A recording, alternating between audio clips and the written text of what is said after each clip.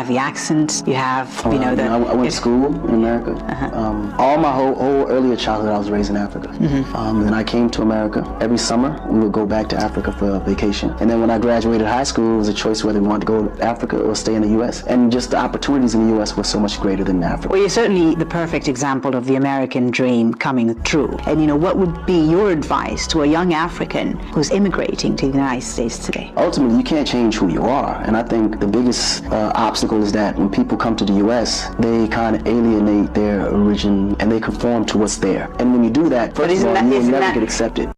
Homelessness in America shouldn't be a thing. But if the city is bent on capitalism, then they need homeless people there as an example of what happened if you don't play the game. I'm born in 73. There wasn't a block I couldn't walk on as a kid that there wasn't some food on the block. Grapes, pears, apples, pomegranates, something. And that's all gone. I remember when I first got to college over by the Vine City Station, there used to be a pecan grove. And the homeless brothers would be down there when it was time and they'd crack up the pecans, eat the pecans all day. But food was always prevalent. But we got to this capitalist piece where we want you to buy everything. And so the food forests that are coming up now, like the Brownsville Food Forest in Atlanta, in Southeast, and just now planting stuff that people can just pick off of a tree or a vine is now coming prevalent.